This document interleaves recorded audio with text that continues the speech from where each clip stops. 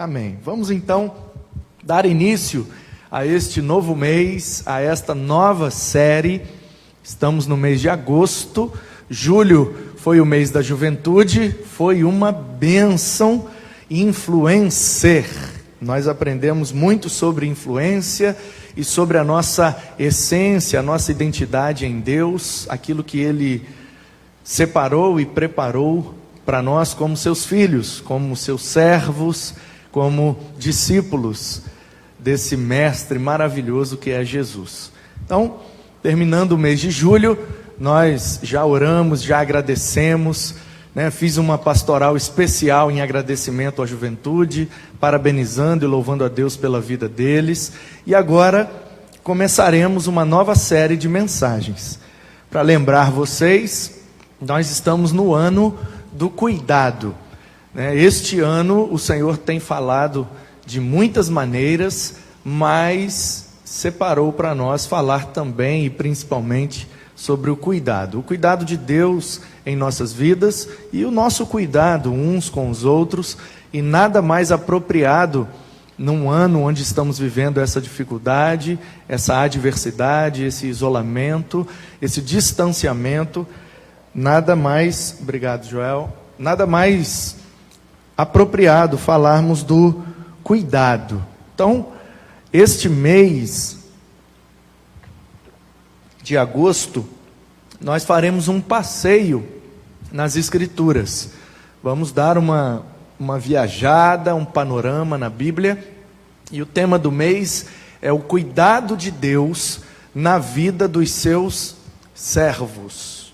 Então nós vamos ver na Bíblia alguns exemplos de servos de Deus que contaram com o cuidado de Deus em algum momento de suas vidas, e o Senhor os socorreu, e o Senhor os preservou, e o Senhor cuidou deles.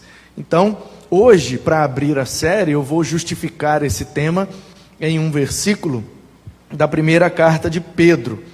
Então, hoje, na abertura, não veremos propriamente dito um servo, mas nos veremos a nós como servos de Deus que contam com o cuidado de Deus. E aí, a partir do próximo culto, a gente vai pensando algumas pessoas da Bíblia para que elas nos sirvam de exemplos de como que Deus cuida dos seus servos, tanto do Antigo quanto do Novo Testamento. Faremos um passeio e aprenderemos muito com as situações que essas pessoas viveram e contaram com o cuidado de Deus. Então, para começar a série, eu quero convidá-los à primeira carta de Pedro, no capítulo 5.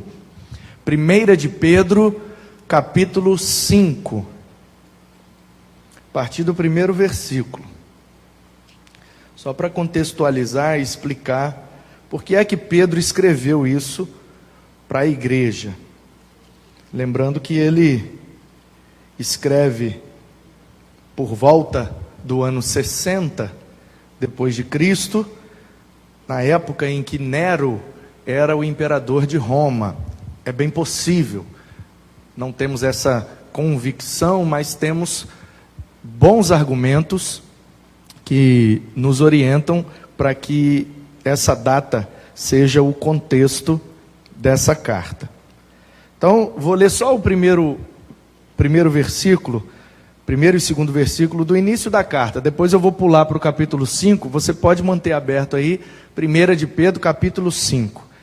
Pedro, apóstolo de Jesus Cristo, aos eleitos, que são forasteiros da diáspora no Ponto, na Galácia, na Capadócia, na Ásia e na Bitínia, eleitos segundo a presciência de Deus Pai e santificação do Espírito, para a obediência e a aspersão do sangue de Jesus Cristo. Que a graça e a paz lhes sejam multiplicadas. Então a carta começa assim e nos dá uma direção de para quem e para onde o Pedro enviou essa carta. E aí ele vai dando nessa carta vários motivos pelos quais nós, os cristãos, precisamos nos atentar, principalmente com relação às adversidades, com relação ao sofrimento, com relação aos problemas, aos prejuízos, coisas que nós vivemos e todos nós estamos suscetíveis a esses problemas. Então o Pedro vai falando que para nós é motivo de alegria, motivo de honra, motivo de felicidade para o crente, o fato dele poder sofrer por amor a Jesus. E a carta trata muito desse assunto do sofrimento, da adversidade, por conta da perseguição ferrenha que eles sofriam nessa época. Então ele escreve essa carta para encorajar os cristãos, para fortalecer a fé deles, para que eles entendam, como Jesus já tinha dito: neste mundo teremos aflições, não há para onde fugir, teremos aflições, mas temos que ter bom ânimo, porque o nosso Cristo, ele já venceu o mundo. Então ele vai dando muitos motivos pelos quais a gente pode confiar e acreditar que o Senhor vai cuidar, está cuidando e continuará cuidando de todos nós. E aí no capítulo 5, ele começa a falar aos líderes da igreja, aos anciãos, e depois ele fala aos jovens. E aqui há duas possibilidades. Há a possibilidade dele estar se referindo à faixa etária ou ao cargo que esses irmãos tinham na igreja, mas também há a possibilidade dele estar falando de maneira simbólica, espiritual. E os anciãos, palavra grega presbúteroi, que é transliterado aqui por presbítero, pode ser então os mais maduros na fé. E quando ele se refere aos jovens, ele então fala aos menos maduros na fé. Há essa possibilidade. Mas vamos ler o texto e deixar que o Espírito fale ao nosso coração. Aos presbíteros que há entre vocês, 1 de Pedro, capítulo 5, a partir do 1º versículo. Aos presbíteros que há entre vocês, eu, presbítero como eles, testemunha dos sofrimentos de Cristo, e ainda coparticipante da glória que há de ser revelada, peço que pastoreiem o rebanho de Deus que há entre vocês, não por obrigação, mas espontaneamente, como Deus quer, não por ganância, mas de boa vontade, não como dominadores dos que lhes foram confiados, mas sendo exemplos para o rebanho. E quando o Supremo Pastor se manifestar, vocês receberão a coroa da glória, que nunca perde o seu brilho. Então esses 4 primeiros versículos, ele está se referindo aos anciãos. E aqui tem duas possibilidades. Pode ser uma coisa ou outra, ou pode ser uma coisa e outra. Eu prefiro interpretar esse pedido de Pedro, porque é um pedido, né? Ele fala: olha, aos presbíteros, eu também sou presbítero como vocês, ancião nesse sentido. Para nós complica um pouco, porque em algumas denominações, a eclesiologia deles coloca o presbítero como um determinado cargo, uma determinada função na eclesiologia daquela denominação. Nós, os batistas, não usamos esse termo para cargo, nem para função ou para ministério. Compreendemos que essa palavra é a tradução da palavra ancião, sanhed, no hebraico. Portanto, os anciãos são os mais experientes, os mais maduros, os que têm mais conhecimento. Ok? Então, os anciãos em Israel eram sempre aqueles que conheciam mais a lei, que conheciam mais a Deus, que tinham mais experiências, e Deus então usava os mais experientes para orientar os mais jovens. Portanto, eu quero que você compreenda isso. Pode ser que Pedro aqui não esteja falando para um determinado cargo na igreja, para uma determinada função, mas ele está falando para uma determinada classe da igreja, a classe dos mais maduros, dos mais experientes, dos mais conhecedores da lei deste livro. Ok? Então prefiro pensar que ele está se referindo a essa classe, a esse grupo de pessoas. Vocês que são mais experientes, vocês que são mais maduros, vocês que são mais conhecedores. E olha, isso não tem nada a ver com o tempo de vida, nem com o tempo de igreja. Porque nós temos também essa ilusão. A gente tem a tendência de pensar que quanto mais idade tem a pessoa, e quanto mais tempo de igreja tem a pessoa, ela é mais madura e mais experimentada na fé, e mais conhecedora das Escrituras. Só que não. A gente precisa se atentar para o fato de que há pessoas com bastante idade e com nenhuma maturidade.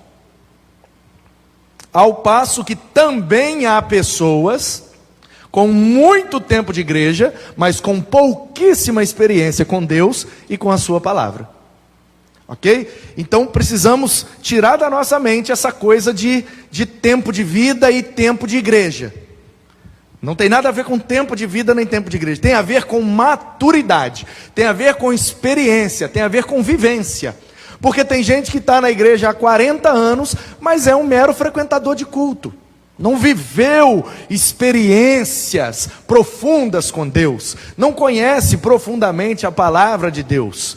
Ok? É só um membro, um frequentador, e amém, creu em Cristo, vai para o céu depois que morrer. Não estamos falando de salvação aqui, estamos falando sobre maturidade cristã. Tem gente com pouca idade de vida e com pouco tempo de igreja, que já tem uma profundidade em Cristo, na sua palavra e na sua presença, que dá de 10 naquele que tem às vezes muito tempo de vida e muito tempo de igreja.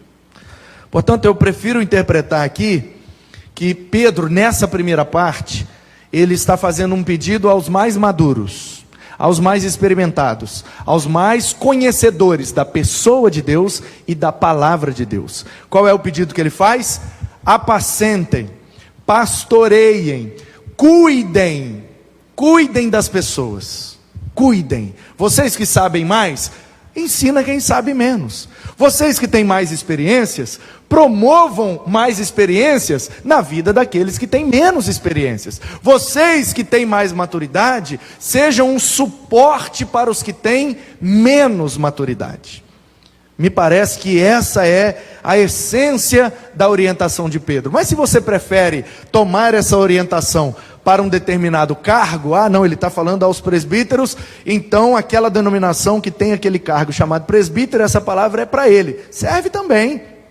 Não, aqui no lugar de presbítero, ancião, o que conhece e sabe mais, então vamos atribuir isso aqui aos pastores.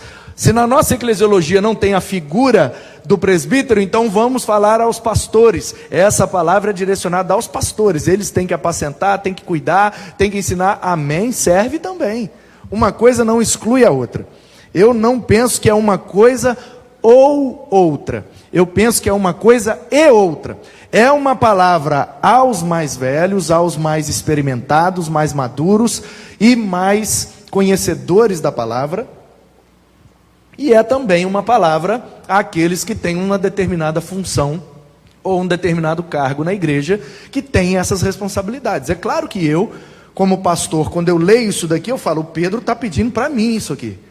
Você é pastor aí de Guaranhões, mano? Sou. Então você faz favor de cuidar do rebanho, sem ganância, sem dominação, sem força, sem violência, mas do jeito que o Senhor quer que você cuide. E no tempo certo ele vai manifestar a glória dele, e na maneira certa ele vai fazer com que você receba essa coroa de glória que nunca perde o brilho. Ou seja, permaneça cuidando. Em alguns momentos parece que não vale a pena, parece que a gente está enxugando gelo, porque o serviço nunca termina e nunca fica pronto, e o Pedro está dizendo, é assim mesmo, só vai ficar pronto quando ele vier e todos estivermos ressurretos, ressuscitados, com essa coroa da glória que nunca perde o seu brilho, que eu penso que está apontando aqui para a eternidade. Então, a primeira parte é para essa turma que tem mais responsabilidade no corpo de Cristo.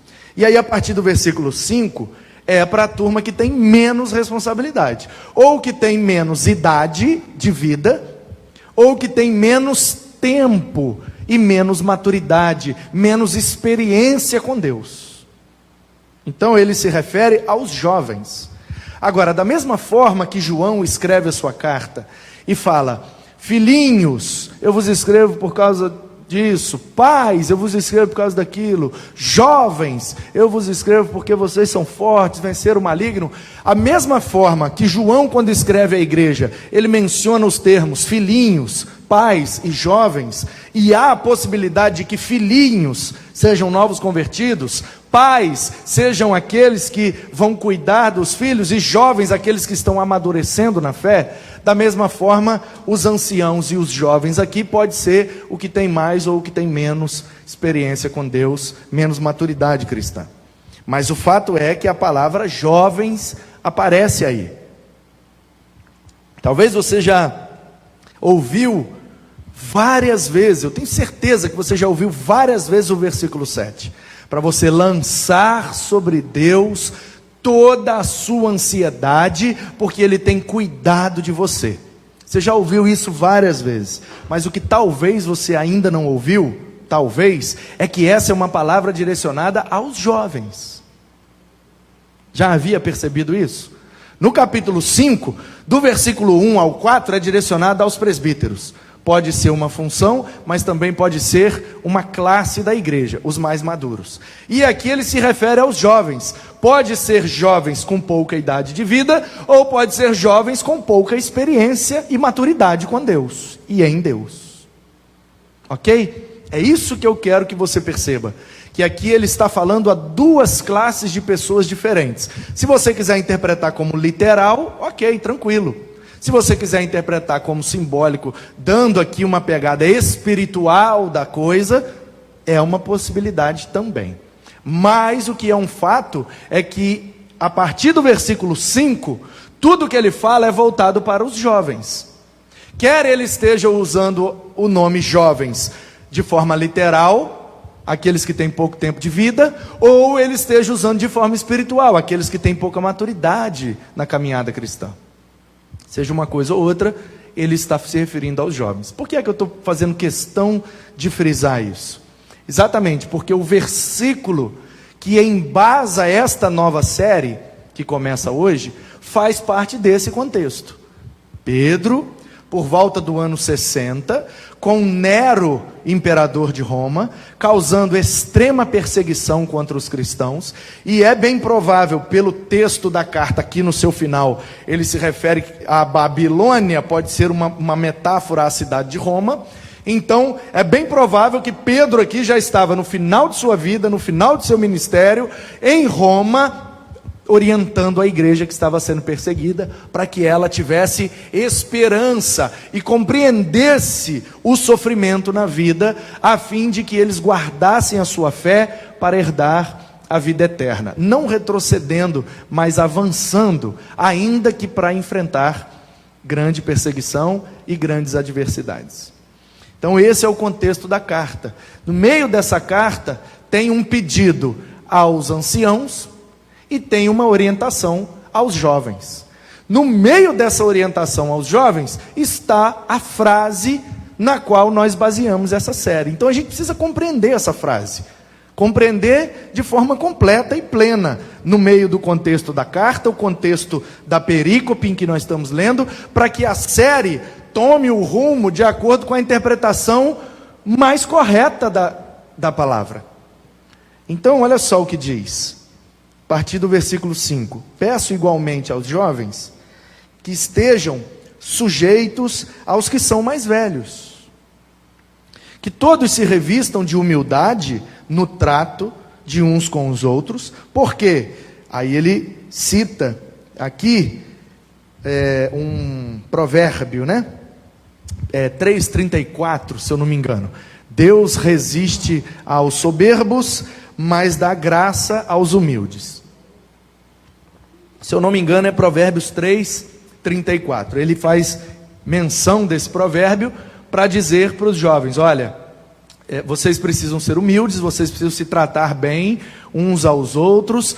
Por quê? Porque Deus resiste aos soberbos e dá graça aos humildes. Então, a primeira orientação de Pedro aos jovens é com relação à humildade, à submissão.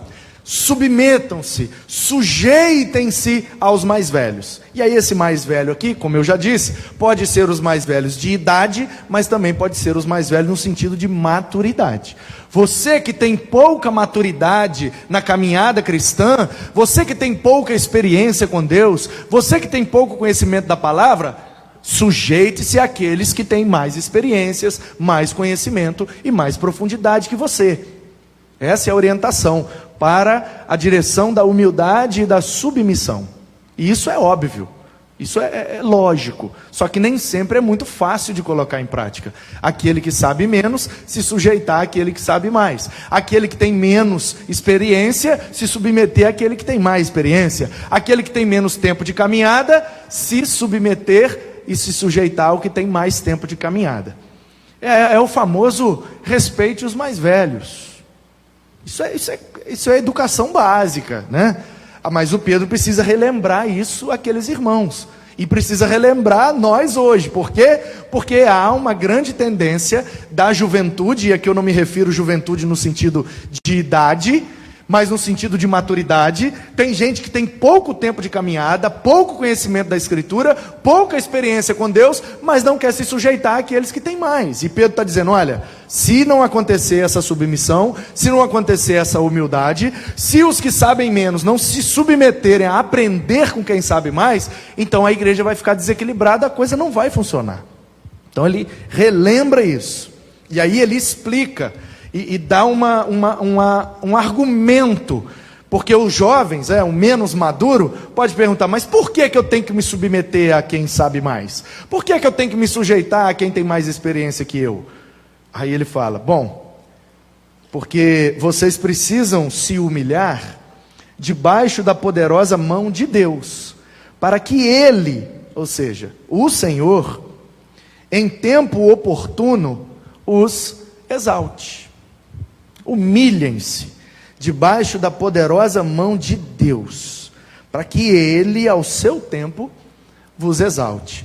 Então o argumento de Pedro é o seguinte: é impossível você dizer que se submete a Deus, sendo que você não se submete àqueles que Deus colocou acima de você, para te ensinar, para te pastorear, para cuidar de você, para te discipular, para te orientar, para te guiar pelo caminho de Cristo. Você precisa, como Ele orientou os mais velhos no início, agora Ele orienta os mais jovens. Olha, aos mais velhos, façam o melhor possível de acordo com a vontade de Deus. Aos mais novos, sujeitem-se e submetam-se, porque isso é uma evidência de que vocês estão dispostos a se submeter a Deus. É aquela mesma lógica de João na sua carta. Se eu não amo o meu irmão a quem vejo, como é que eu vou amar a Deus a quem eu não vejo? Então Pedro está trazendo aqui essa mesma lógica. Se eu não me submeto ao irmão mais experiente que eu vejo, como que eu vou me submeter a Deus que é o mais de todos? Então, aí, nesse momento, pode surgir no coração de quem é mais jovem, seja de idade ou de tempo de caminhada cristã, aquela ansiedade, aquele desejo de que a coisa aconteça logo. Porque quando a gente começa a andar com Deus, começa a ter experiências com Deus, começa a aprender algumas coisas sobre Deus e a sua palavra, a gente cai naquela coisa da ansiedade. Ai, mas eu quero logo saber tudo, eu quero logo aprender tudo, eu quero logo ter acesso a tudo. Só que com Deus não é tudo assim rápido, não é fast food, miojo, em que você bota lá e 3 minutos está pronto, não tem como. A vida com Deus, ela é uma jornada. Ela é uma maratona, não é um tiro rápido de 100 metros. Pá, pronto, chegou. Não, todas as vezes que Paulo ou que algum escritor bíblico vai ilustrar a vida cristã, ele usa a ideia de coisa longa, demorada. É uma maratona, é uma caminhada, é uma jornada. Entendeu? É uma carreira. Não é um rapidinho, não. É para durar uma vida inteira. Então, nós precisamos ter paciência. Paciência e humildade. Bom, eu ainda não sei isso, eu ainda não sei aquilo, eu ainda não domino essa característica ou aquela. Eu preciso ter calma, paciência e permitir que o Senhor vá me amadurecendo aos poucos. Ninguém amadurece da noite para o dia, irmãos. Ninguém sabe fazer tudo da noite para o dia. Não tem como, não tem como. A gente precisa de um tempo. Precisa de um tempo, e de um tempo grande. Então, há essa ansiedade, há essa vontade dos jovens de querer aprender tudo logo, de querer sobressair logo, de querer logo fazer e resolver e estar à frente das coisas. Aí o Pedro diz: olha, lancem sobre ele essa ansiedade, porque ele vai cuidar de vocês. Aliás, ele tem cuidado de vocês. E aí vem o versículo 7, que é muito famoso, e que a galera geralmente joga para o lado das doenças psicológicas, ansiedade, depressão, e seja lá o que for, mas o contexto original aqui não tem nada a ver com isso não. Você está lendo aí comigo e está percebendo. Você acha que Pedro está falando aqui de depressão, de ansiedade no sentido patológico da coisa? Você acha que Pedro está falando sobre uma enfermidade emocional, que nós hoje em dia chamamos de ansiedade? Não, Pedro não está falando disso, nem para isso. Quando nós lemos o texto, a gente percebe claramente. É orientação para uma igreja que está perseguida e está à beira de desistir. Por quê? Porque a perseguição é ferrenha. É muito difícil ser e permanecer crente nessa época aqui, irmãos. E nesses lugares onde eles estavam, onde o Império Romano dominava e forçava e colocava muita pressão em quem era crente para abandonar a fé. Então ele escreve essa carta para que os crentes pudessem entender o motivo e o propósito desse sofrimento. E que valeria a pena sofrer por causa de Cristo. E aí, no meio desse assunto, dessa carta, dessa orientação, ele vem com um pedido aos mais velhos e vem com uma orientação aos mais novos. E eu não vejo, irmãos, de coração, por mais que eu queira falar que você que se sente ansioso, você que está deprimido, você que sofre de alguma forma com essa ansiedade, você que não sabe esperar, que não aguenta esperar, você que sofre desse mal, dessa patologia emocional chamada ansiedade, olha, você precisa lançar isso em Deus, porque Ele tem cuidado de você. Por mais que eu me sinta tentado a falar isso, porque isso é extremamente relevante nos nossos dias, eu preciso, como intérprete das Escrituras, dar o braço a torcer de que não era essa a mensagem que Pedro queria passar. A mensagem que Pedro quer passar é o seguinte: se os mais velhos não cuidarem bem do rebanho e os mais novos se submeterem aos mais velhos, a igreja vai ser dispersa e vai ser destruída, porque a pressão que o império está colocando é muito forte e vocês não vão suportar. A única maneira de suportarem a perseguição é os mais velhos cuidando dos mais novos e os mais novos se submetendo aos mais velhos.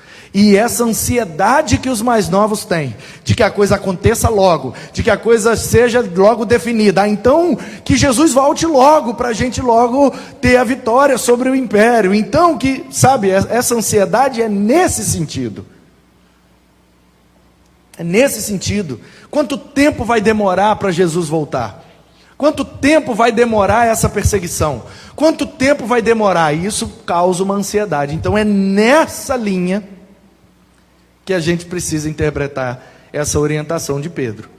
Caso nós tenhamos esse anseio, sabe esse anseio que está dentro de nós? Eu não sei você, mas eu, vira e mexe, por conta de algumas adversidades, eu penso, mas Jesus podia voltar logo, né?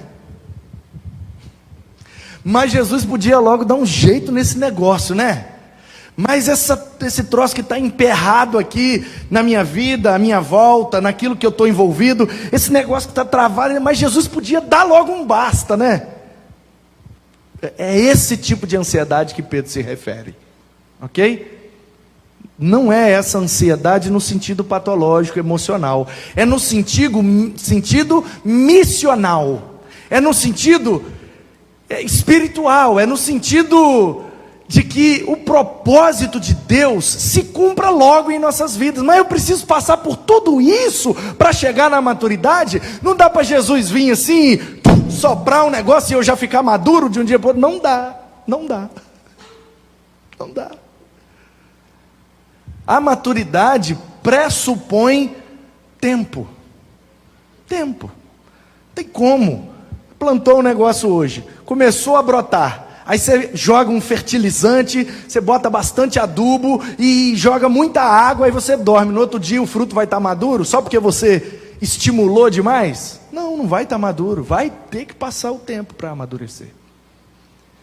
Então, queridos, é a esta ansiedade que Pedro se refere. E ele responde a essa ansiedade dizendo que nós não precisamos ficar ansiosos. Porque não vai adiantar. Não é o meu nível de ansiedade que faz com que as coisas aconteçam mais rápido, não. Aliás, pelo contrário. Pelo contrário. Quanto mais ansioso eu estou para que uma coisa aconteça, eu acabo interferindo no processo e eu posso até fazer com que demore mais a acontecer. Não, eu quero que isso aconteça logo, tem que acontecer rápido, e e o que eu posso fazer para acelerar esse processo? E aí eu começo a me envolver, e eu começo a manipular o processo. Eu falo com um, eu falo com o outro, eu dou um jeitinho aqui, dou um jeitinho ali, vou com a minha mão, querendo que a coisa ande mais rápido. E aí Pedro está nos propondo que isso é até pecaminoso. Pecaminoso, porque se eu, como crente, preciso depender totalmente de Deus, então por que é que eu não entrego a Ele toda a minha ansiedade, todo o meu desejo de que as coisas aconteçam rápido, e descanso sabendo que Ele sabe qual é a melhor hora e o melhor momento daquilo acontecer na minha vida? E se não acontecer nunca, é porque não era da vontade dEle que eu vivesse aquilo. A gente precisa, irmãos, de uma vez por todas, lançar a nossa ansiedade em Deus. E isso significa que eu vou descansar, vou fazer o que eu devo fazer, mas aquilo que Deus deve fazer, eu vou deixar que Ele faça. Eu não posso tomar as rédeas da minha vida, tomar as rédeas dos processos em que eu preciso viver, para tentar fazer a coisa ir mais rápido, porque eu estou ansioso e quero ver logo acontecer. Não dá, tem que esperar. Então é contra isso que nós temos que lutar, e isso atinge a todos nós. Todos nós, em alguma área, em algum momento, somos imaturos e queremos acelerar as coisas. E aí a gente percebe que não adianta, porque quanto mais a gente interfere para tentar acelerar, mais a gente atrasa.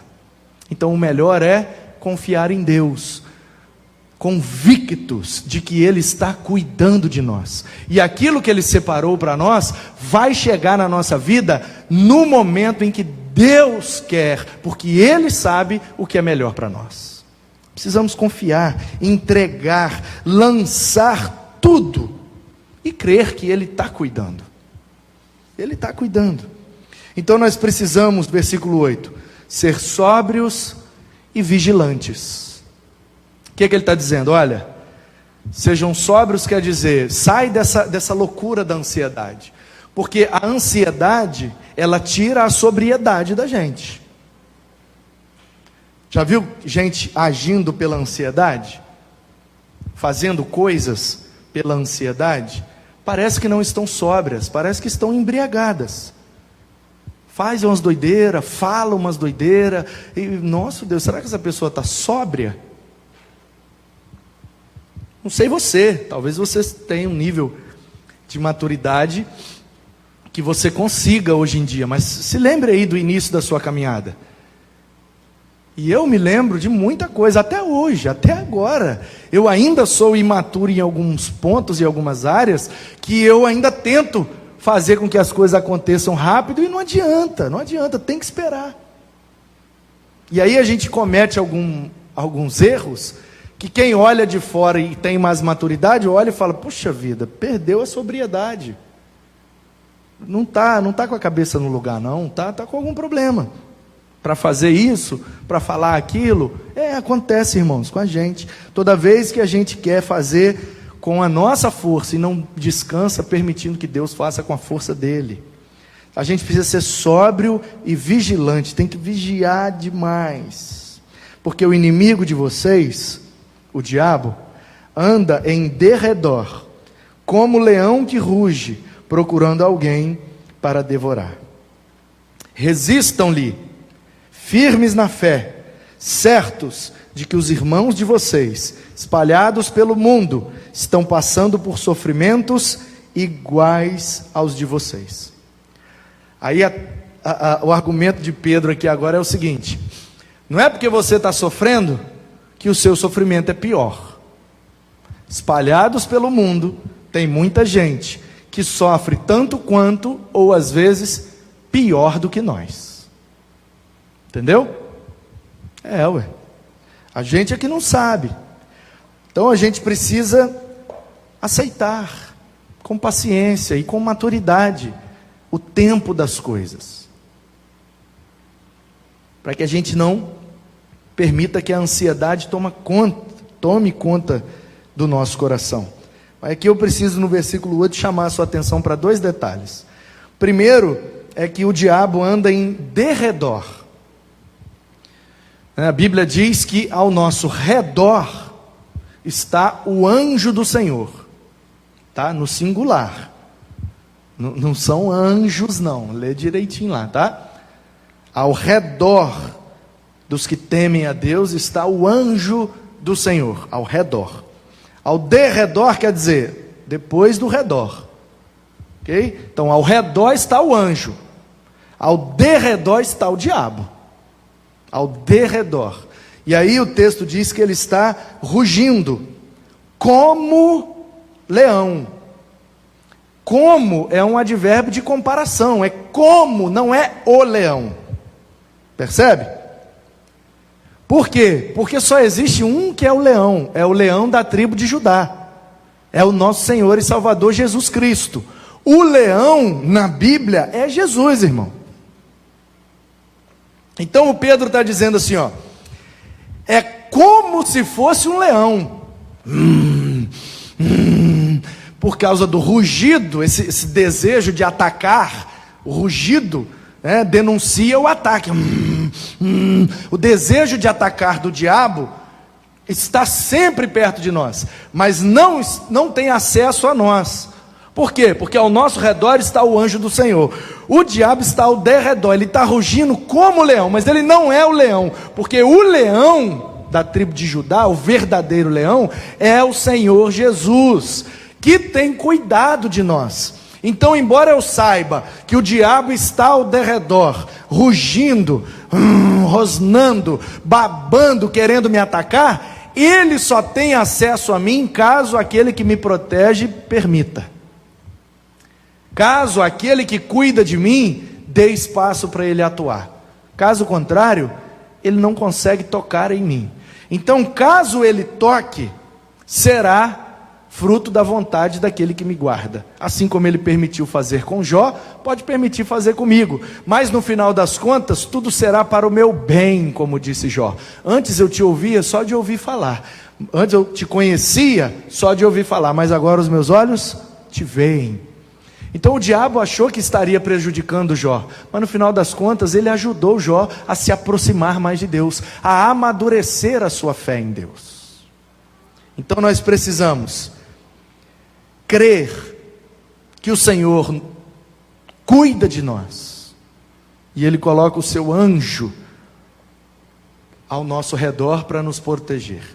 Ao derredor está o diabo para nos atacar, mas ele não tem acesso a nós, não consegue nos tocar, se isso não for permitido por aquele que nos guarda, aquele que cuida de nós. Por isso que a gente tem condição de resistir a Ele, firmes na fé, certos de que esses sofrimentos que eu vivo não são os piores sofrimentos do mundo.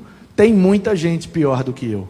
Então eu preciso aceitar a adversidade, aceitar a dificuldade, aceitar que as coisas demandam um tempo para amadurecerem e acontecerem. Tudo tem um tempo, irmão. Todas as coisas têm um tempo determinado debaixo do sol. por aquele que está acima do sol.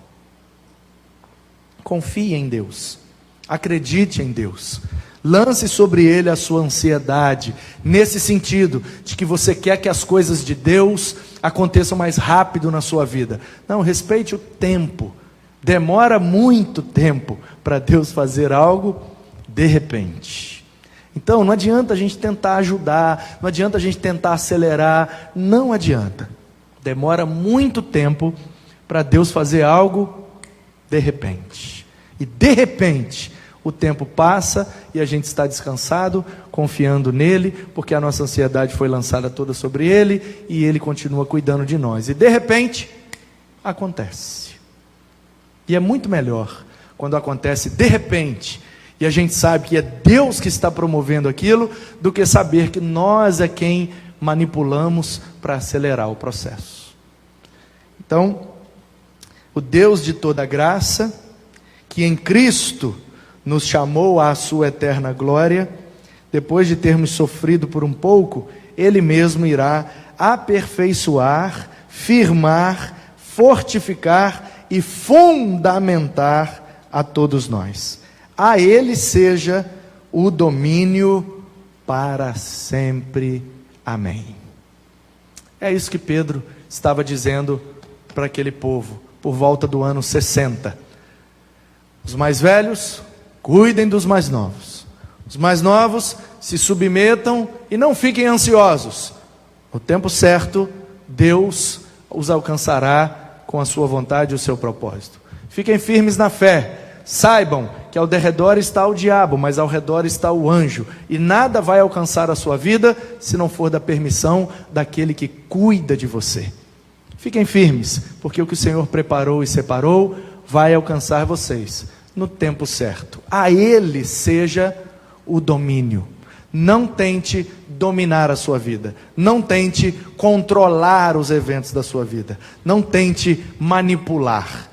Permita que o Senhor domine. Permita que Ele seja de fato o Senhor, o dono, aquele que tem as rédeas da sua vida nas mãos e que conduz no tempo e de acordo com a vontade dEle. Que assim seja, que ao Senhor seja dado todo o domínio e nós vamos lançar sobre Ele toda a nossa ansiedade e dormir descansados, sabendo que Ele tem cuidado de nós e continuará cuidando por toda a eternidade, para a glória dEle mesmo. Amém.